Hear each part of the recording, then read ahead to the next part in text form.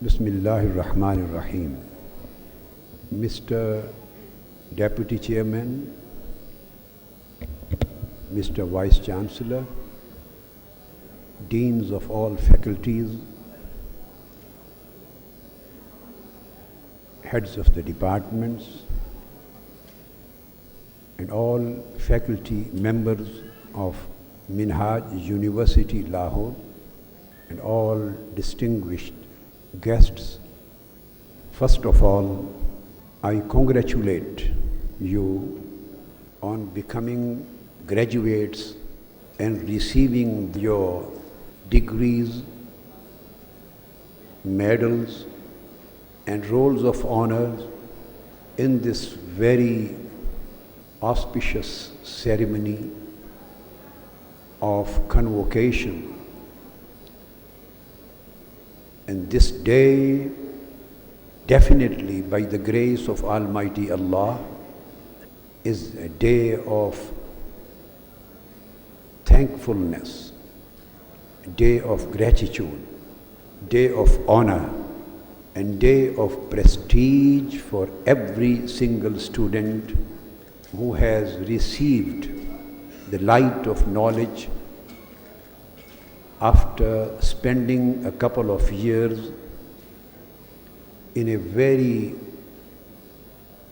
delightful and spiritual and academic and peaceful atmosphere of the university.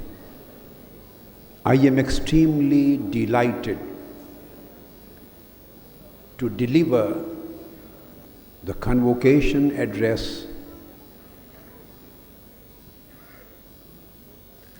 as the chairman of the Board of Governors of Minhaj University, Lahore. Undoubtedly, this is an historic moment because it marks the announcement of the first set of graduates whom Minhaj University, Lahore has given the best possible virtues and integrity to live a life of piety, life of righteousness, life of steadfastness, light of purity, light of honesty, light of purposefulness in your life, and to serve the society and humanity at the globe. I congratulate the graduating students as well as their parents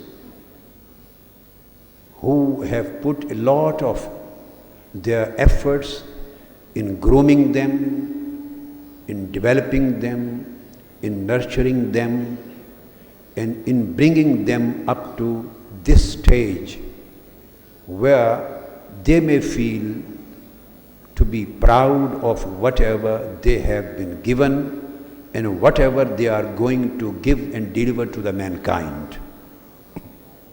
Deputy Chairman of the Board of the Governors and respectable Vice Chancellor and all deans and faculty members and the staff, they deserve the highest congratulations because they have put their very honest endeavors.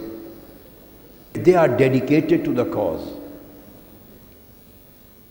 I feel and I see they have an objective in their lives. They are solely committed to this mission. And they don't think working here as a job. They consider this mission of inculcating education and developing the future generations, they consider as if they are always busy in an act of worship and they are building the future of Pakistan. They are protecting the future of our generation. So I congratulate all of you again and again. The Minhaj University, no doubt, has earned, in spite of many hindrances and hurdles. It is really very difficult to work for positive things in a negative atmosphere, in a problematic environment. But in spite of all these unfavorable situations, Minhaj University is advancing towards its goal. And it has earned national recognition, as mentioned by the Vice Chancellor and the Deputy Chairman. And it has been placed among the top class universities of Pakistan. No doubt, Minhaj University is playing an active role in accelerating the pace of national development and reconstruction, societal reconstruction, communal reconstruction in its social, political, economic, spiritual and academic fabrics, with a shift from routine education to the concept of human capital formation. Minhaj University, Lahore, my dear students and honorable participant, I would like to explain certain facts at this very auspicious and historic event. Why Minhaj University, Lahore has a very unique character. The reason of its uniqueness, its unprecedented role in the present times, and its remarkable achievements, advancements and efforts in the present situation has some fundamental reasons which we need to understand. The Minhaj University is one of my great dreams. Once I promised to the nation that Sir Syed Ahmad Khan gave one institution, the Muslims of India. I want to give similar 100 educational institutions to the people of Pakistan.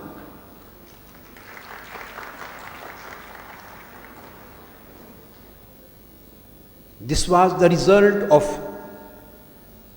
intellectual, conceptual, ideological, social and political struggle of those graduates of Aligarh University and other institutions, where the seeds of an ideology and concept were being sown in the mind, in the soil of the hearts and mind. Their struggle became fruitful in the form of formation of Pakistan. Unfortunately, in our times, the concept of knowledge is lost. Concept of knowledge has lost its originality. It has lost its purity. The knowledge has lost its totality. And its totality has been converted now by ages to ages into portionality. Clarity has been shifted to ambiguity. Certainty has shifted to uncertainty and doubts.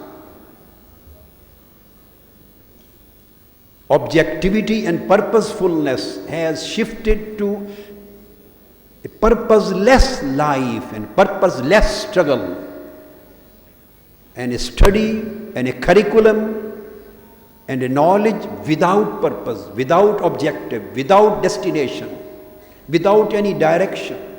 We are lost as a nation. We are lost as youth. We are lost as young people. We have lost our origin and root. We have lost our concepts. We have lost our identities. We have lost our basic, fundamental, unique characteristics.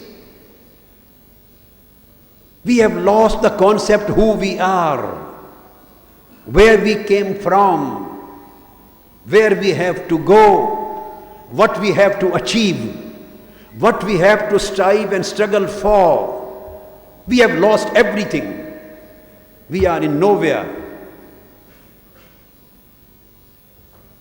We should never forget this reality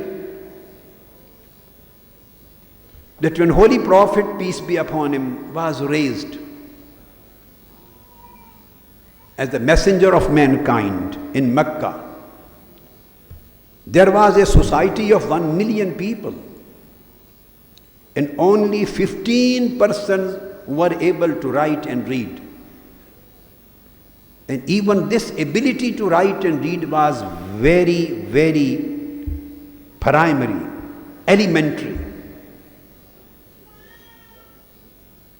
Then the question arises, within a short span of time, this society of ignorant and illiterate people became the best of the communities all over the world. And this nation was transformed into an advanced and leading nation of the world intellectually, culturally,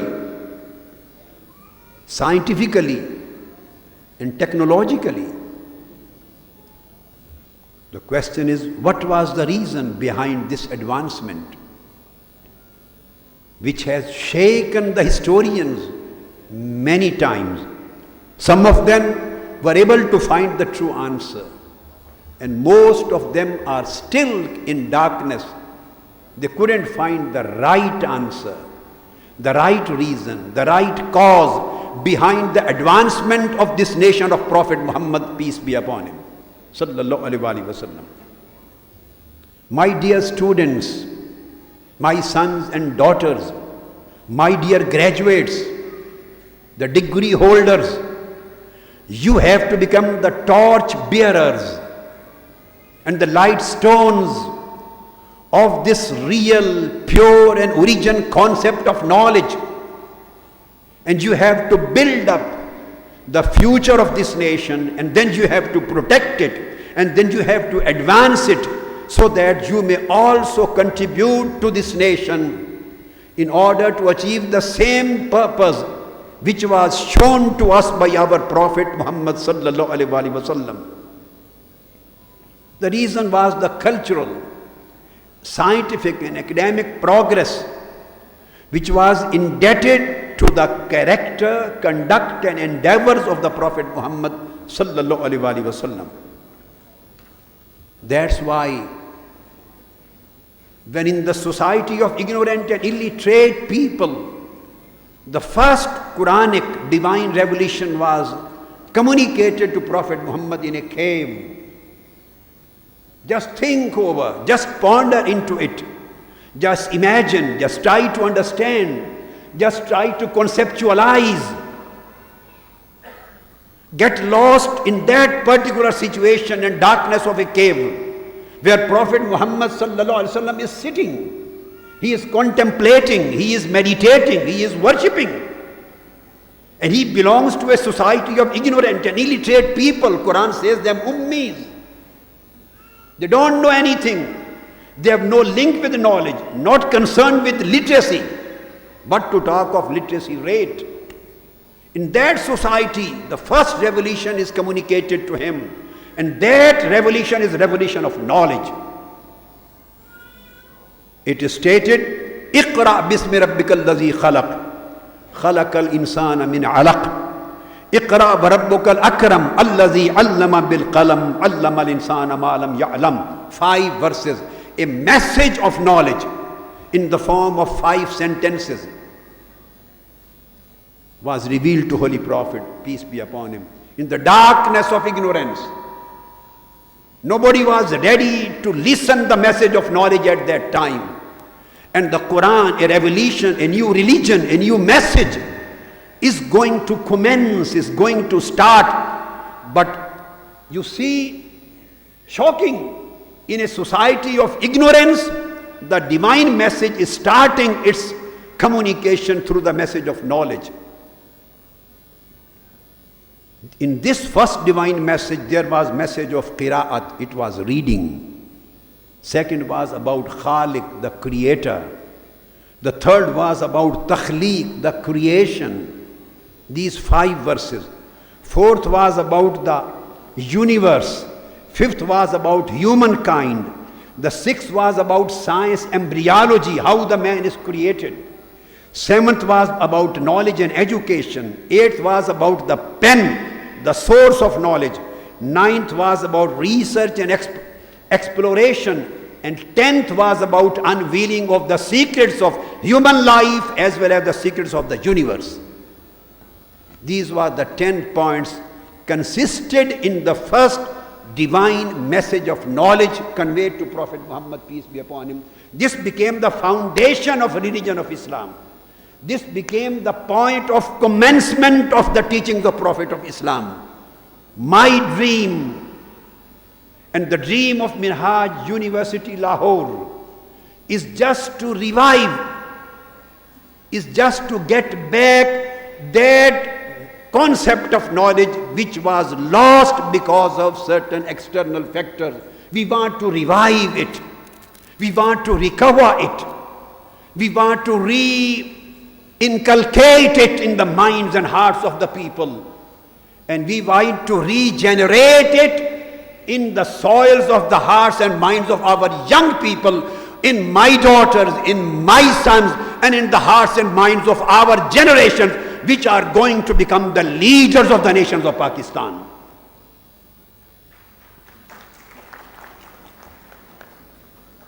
The first verse of the Quranic revelation furnished the intellectual basis of divinity and morality. The second verse mentioned described the scientific foundation of biology and embryology.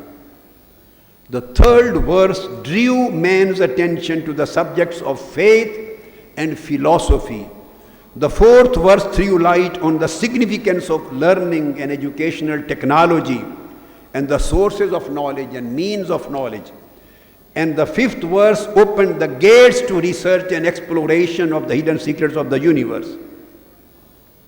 Holy Prophet, peace be upon him, steered the intellectual, academic, scientific, social, and cultural development in such a manner that in a very short span of time, the unlettered and illiterate people of that community became the founders and leaders of a great culture and civilization ever seen by humankind in the whole history of mankind. Then Quran said, Sanurihim ayatina fil afaqi wa fi anfusihim. We will soon show them our signs in the whole universe and in their own selves. So this was an invitation to research, exploration, to find out the realities in the universe and hidden in your own selves. And it is reported by Sayyidina Umar radiyallahu ta'ala anhu. When Holy Prophet, he says, Holy Prophet, peace be upon him, stood amongst us at a place and informed us about everything from the origin of the universe till the end of the day of judgment. He gave the knowledge to his companions comprehensively in a full totality. And knowledge given by Holy Prophet came to of this extent when it is stated by Abu Dhar al-Ghifari, reported. He says, and when the Messenger of Allah parted from us, لَقَدْ تَرَكْنَا مُحَمَّدٌ صَلَّى اللَّهُ عَلَيْهِ وَسَلَّمَ وَمَا يُحَرِّكُ طَائِرٌ جَنَاحَيْهِ فِي السَّمَاءِ إِلَّا ذَكَرْنَا مِنْهُ عِلْمًا. He said, when Holy Prophet parted from us, he left this world, he had not left without telling us how a bird in the sky moves his wings. And he had even told us about the laws of motion and theory of flight on which the modern aviation science has been based. It is reported in Musnad Ahmad bin Hanbal. Moreover, he says that when the Messenger of Allah parted from us, he had not left without telling us how a bird changes altitude and pulls plus gs and minus gs, and how it takes turns and yaws in the sky. Then Holy Prophet ﷺ gave the news of the advancement of modern technology, and he said, in the very near future, during the last period of my ummah, the people will travel by other technological means and devices and cars and motor cars and other things instead of animals of flesh and bone. No man could ever consider living in a society of camels. Nobody was able to think about this advancement of technology. Holy Prophet said, Abu Musa Ash'ari says, he gave the news about the modern concepts of space and science. And he said, the day of resurrection shall not occur until the distances of time and space shrink and come impossibly closer to each other. When Holy Prophet giving news, informing his companions about further advancement of science and technology, he said, I swear by the one in whose hand is my life, the day of resurrection shall not occur unless the human world progresses scientifically and technologically to such a level that beasts, such dogs and other animals and things like stick handles and shoelaces are on speaking terms with human beings, and they will start disclosing the secrets to people. This is on account of scientific and he mentioned about that these tools will furnish information and spy software will develop.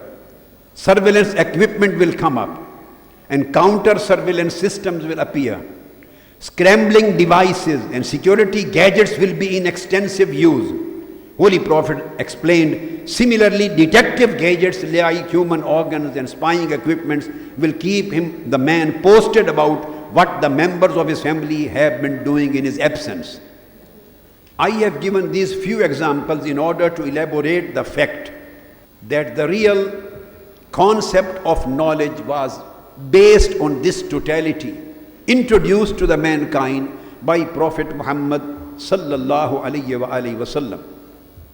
When we study the Holy Quran and we try to understand what knowledge is, we want to redefine, I repeat it again, we want to reinvent, we want to discover, we want to re-advance that concept of knowledge which has been introduced to the mankind through Quran and through the practices of Prophet of Islam sallallahu alaihi wasallam.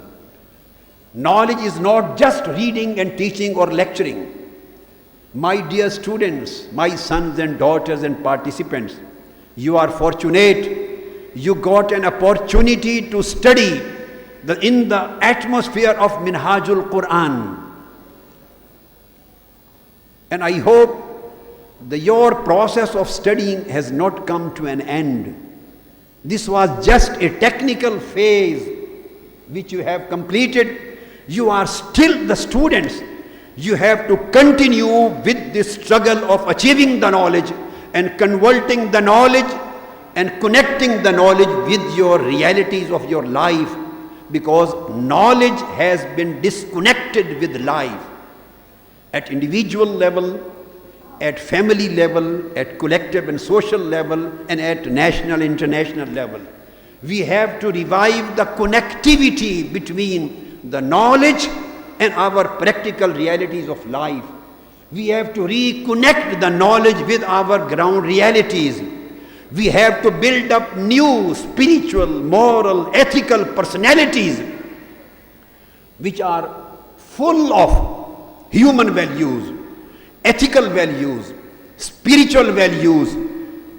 And we have to create those individuals who at the same time belong to the ancient legacy and at the same time who are developing in a very bright future.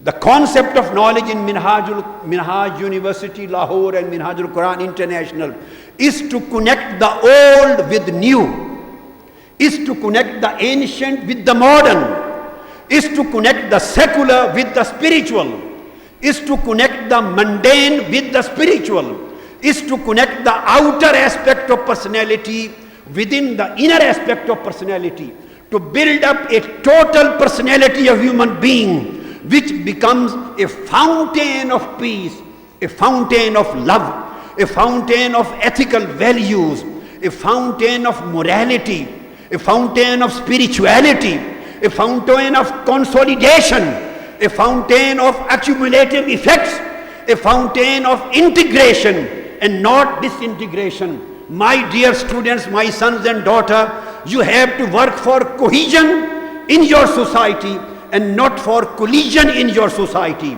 You have to work for, my dear graduates, my sons and daughters, you have to build up a positive future. We have great hopes in you. We have great expectations in you. You have to be always inspired, and we would be inspired. You have to inspire by this mission, and we have to remain inspired by your activities. You are here to create a society of love and society of cohesion, not a society of collision. You have to create an atmosphere of integration, and you are not supposed to work for disintegration. You are not supposed to work for extremism and terrorism. You are work to develop the love, tolerance and spiritualism given by Prophet of Islam, so that you may become the torch bearer of Noor and not the torch bearer of darkness.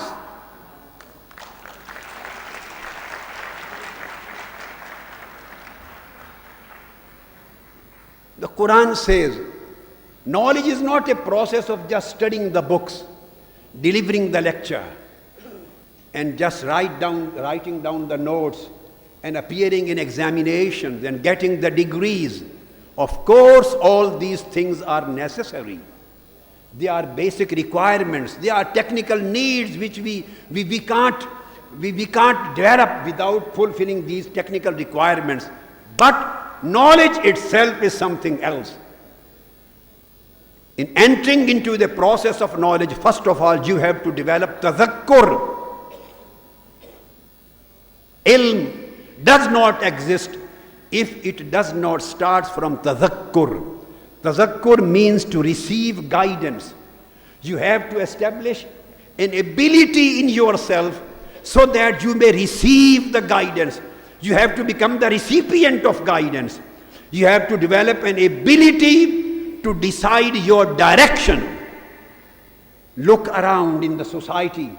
You see the whole younger generation is living a life without direction. They don't see any objectivity in their life. They don't see any purpose in their life. They don't see any destination in their life. They are travelers. وہ مسافر ہیں, ایسا مسافر جس کی منزل نہیں ہے. میں ایسے سفر سے آپ کو بچانا چاہتا ہوں جس سفر کے سامنے منزل نہ ہو. ایسی زندگی سے نکالنا چاہتا ہوں جس زندگی میں کوئی مقصد نہ ہو. ایسی جد و جہد سے باہر لانا چاہتا ہوں جس جد و جہد میں محبت اور مقصدیت کی خوشبو نہ ہو. دس از تذکر. پھر اس کے بعد تدبر. تدبر is the second step of the knowledge, and that is ability to ponder, سوچ بچار کرنا into the realities of your events. Whatever is happening around, you should develop your ability to understand what is right and what is wrong, what is haq and what is batil, what is light and what is darkness, what is correct and what is incorrect, what ought to be done, what ought not to be done. Unless you are in a position and you develop an ability to differentiate between the right and wrong, it means you have not done tadabbur, or any knowledge without tadabbur cannot be declared to be ilm. Then after you achieve tadhakkur, the guidance, then pondering ability, then it is ta'aqqul. You have to achieve the reason, sense, understanding. We have to create sensible people. We need to create a sensible future. We need to create the young generation who can understand. This is ta'aqqul. Fourth stage is tafakkur. Tafakkur is meditation to find out the ultimate truth. Truth is lost. Today in our life, in our society, nobody bothers about finding the truth. We are lost again. We have been misguided in our society. Whatever the worldly material gains, we think these are the truths and these are the realities. No, absolutely wrong. We have to meditate to find out the real truth of life, to find out the real truth of our society. And then this aptitude, this behavior, this ability will lead you towards true research and true methodologies. Then comes the stage of basira. It is insight. Now you are moving towards knowledge. So knowledge, before reaching the stage of knowledge, a light has to be created in your inner self, in your heart. Basira. Basira doesn't come through the eye. It is nazar. Basira comes through a living heart. آنکھ سے بصیرت نہیں ملتی. بصیرت دل سے جنم لیتی ہے. اگر علم پڑھ کے بھی دل مردہ رہے تو بصیرت جنم نہیں لیتی. اور بے بصیرت علم سوسائٹی میں ایسی جنریشنز کو پیدا نہیں کر سکتا, ایسا علم جو پوری سوسائٹی کو تقدیر بدلنے کے قابل ہو سکے. علم تقدیر بدلنے کے لیے ہوتا ہے. علم احوال زندگی کو بدلنے کے لیے ہوتا ہے. اگر علم حاصل کر کے بھی وہی کا وہی رہنا ہے جو علم سے پہلے تھے تو اس کا مطلب ہے یہ علم نہیں ہے, یہ پڑھ کے بھی جہالت رہی. آپ کو خود کو بدلنا ہے میرے بیٹوں میری بیٹیوں, سوسائٹی کو بدلنا ہے, احوال حیات کو بدلنا ہے. Whole atmosphere of your life, your surrounding, your environment is to be change, it needs to be change. تو چھٹا پھر آتا ہے مرتبہ علم کا. اس کے بعد آپ نالج پہ پہنچتے ہیں, اور جب نالج ملتا ہے چھٹے مرتبے پر تو اس نالج کے بعد there is a stage known as حکمہ, that is wisdom. Wisdom, holy prophet and all prophets were sent with knowledge and wisdom, with علم اینڈ حکمہ. جسٹ علم is nothing. Just ilm cannot make you able to see into future. Hundreds of curtains and veils are there. So unless the light of hikmah comes in your heart and wisdom comes to help you, the ilm becomes helpless. So after ilm you need hikmah. And if ilm and hikmah with basira are combined, then you reach the state of yaqeen, iqan. This is certain knowledge. Certainty. Now you are out of doubts. Now you are out of darkness. اب رات ختم ہو گئی, ورنہ سب کچھ کر کے اندھیری رات ہے.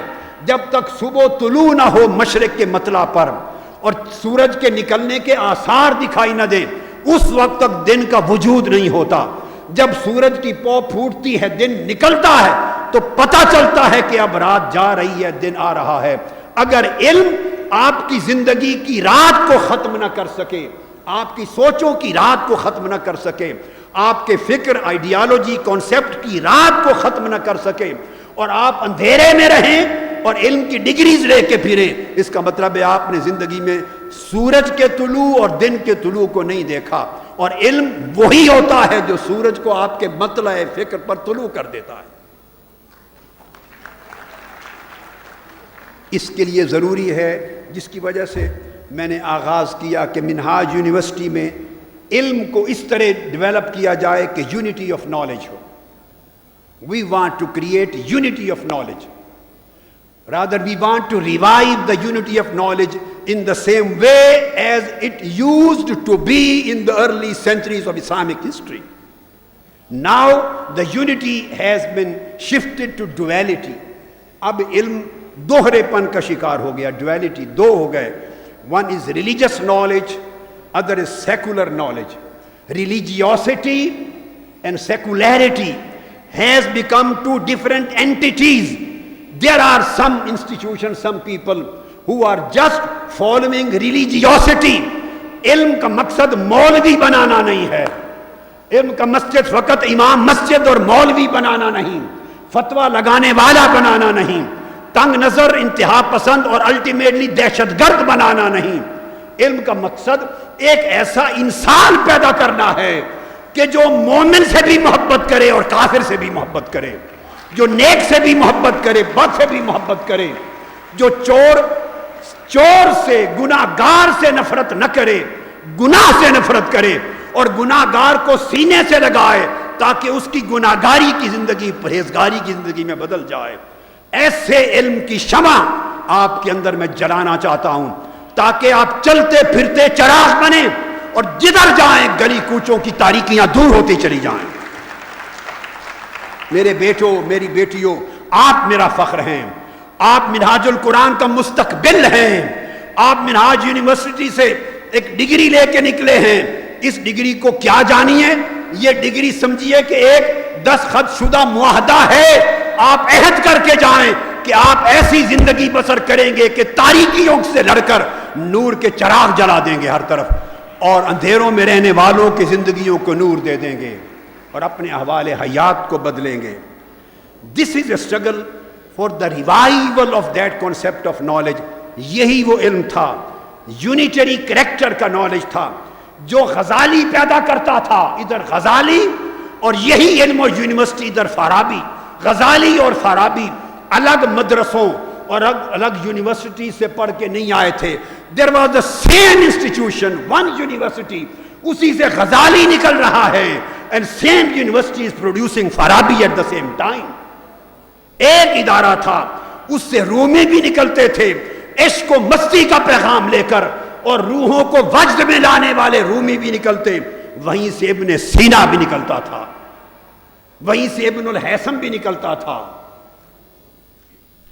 اور وہیں سے ابن تیمیہ بھی نکلتا تھا، وہیں سے قسطلانی اسقلانی بھی نکلتے تھے، وہیں سے توسی اور فارابی بھی نکلتے تھے. ایک یونیٹری کریکٹر تھا اس نالج کا، یونیٹری کریکٹر، جس کی وجہ سے اسلام آلموسٹ 8 صدیوں تک پوری دنیا پہ غالب رہا علم کی وجہ سے. astronomy, the founders of modern astronomy were the Muslim scholars. Professor Hitti, a very famous Western historian, he writes in his book History of the Arabs, he says, not only are most of the star names in European languages of Arabic origin, but numbers of technical terms are likewise of Arabic etymology and testify to the rich legacy of Islam to Christian Europe. یہ professor Haiti لکھ رہا ہے کہ ستاروں کے اور مشینوں کے نام اور اصطلاحات بھی عرب سے نکلی ہیں، جس سے پتہ چلتا ہے کہ مغربی یورپ نے علم کی ساری خیرات اسلام کی تہذیب سے لی ہے. ابن رشد جیسے لوگ پیدا ہوئے اور آبزرویشنل اسٹرانومی کو انہوں نے ڈیولپ کیا، اسٹرالوجی کو ڈیولپ کیا، انہوں نے ایکویٹوریل انسٹرومنٹس بیرونی نے ڈیولپ کیا، لیونر اور سولر ایکلپسز وغیرہ کی چیزوں کو ڈیولپ کیا، میتھمیٹکس، الجبرا، جیومیٹری، اس کے بانی خوارزمی ہوئے، ابو الوفا ہوئے، الکندی ہوئے، ثابت بن قرہ ہوئے، الفارابی، عمر خیام، نصیر الدین طوسی، ابن البنا، المراکشی، ابن حمزہ المغربی، ابو الکامل المصری، یہ سب لوگ میتھمیٹیشین تھے اور فاؤنڈر تھے ماڈرن میتھمیٹکس کے، ماڈرن الجبرا کے، جیومیٹری کے، اور علم یہ ایک ہی جگہ سے نکلتے تھے۔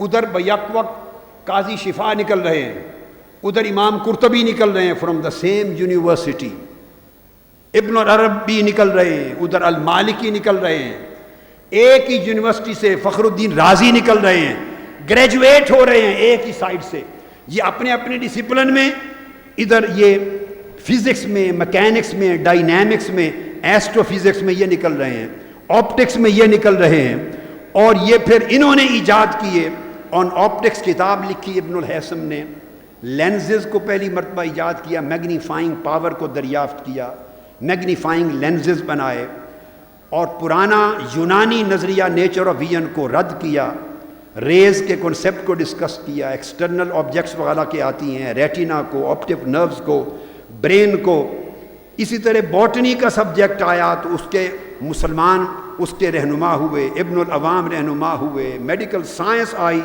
تو الرازی آئے، ابو القاسم زہراوی آئے، ابن سینا آئے، ابن رشد آئے، الکندی آئے، اور ماڈرن میڈیسن کی بنیاد رکھی، اور صدیوں تک انگلینڈ کی یونیورسٹیز میں بھی ابن سینا کی کتاب میڈیکل سائنس پر، طب پر، قانون پڑھائی جاتی رہی، فارمیسی پر، میڈیکل کالج آئے، اور وہ کہتے ہیں کہ most studied medical work in all history was ابن سیناز بک، دس از سیڈ بائی واٹ، مونگومری واٹ۔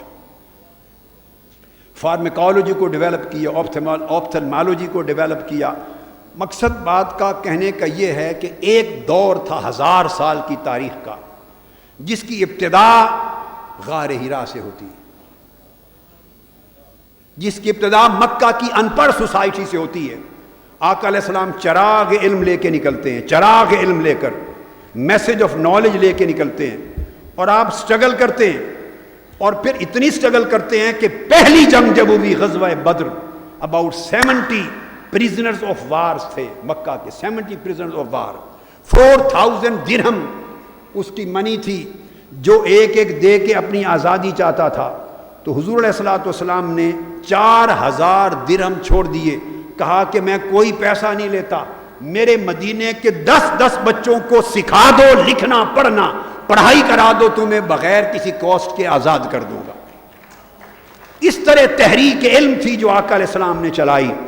آپ نے فورن لینگویجز صحابہ کو پڑھائیں، پرشین پڑھائی، گریک پڑھائی، ایتھوپین لینگویج پڑھائی، سیرین لینگویج پڑھائی، جیوش لینگویجز پڑھائیں۔ آپ نے مختلف سبجیکٹ انٹروڈیوس کیے، 10 سکولز بنائے، 10 سکولز مدینہ کے چھوٹے سے علاقے میں۔ He appointed the teachers, whole time teachers لگائے۔ He used to supervise the whole educational system۔ اور آقا علیہ السلام ایک full practical, religious and secular and spiritual and scientific all disciplines of knowledge کو خود سپروائز کر رہے تھے۔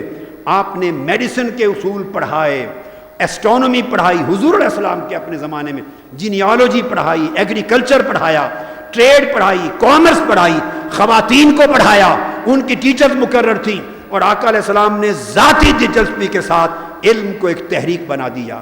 منہاج میں جو یہاں احباب آئے ہیں بزنس کمیونٹی کے، ان سے آخری بات کہنا چاہتا ہوں کہ منہاج یونیورسٹی ان مشکل حالات میں، نامساعد حالات میں، ناموافق حالات میں، وہ حالات جو میں بیان بھی نہیں کر سکتا اور کرنا بھی نہیں چاہتا، آپ سمجھ لیں کہ ایسے مشکل حالات کہ آپ تصور نہیں کر سکتے، جہاں علم کے فروغ کا راستہ بالکل روک دیا گیا ہو، فیسیلیٹیشن روک دی گئی ہو، اتنی مشکلات کھڑی کر دی جائیں، تو ایسے حالات میں منہاج یونیورسٹی آف لاہور ایک اس بڑے عظیم تصور علم کو ریوائیو کرنے کا فریضہ انجام دے رہی ہے، سیکولر اور اسپریچول کو جوڑ کر، جسم اور روح کو ایک کر کے جسم تنہا کو بھی انسان نہیں کہتے، روح تنہا کو بھی انسان نہیں کہتے، unless they both are combined۔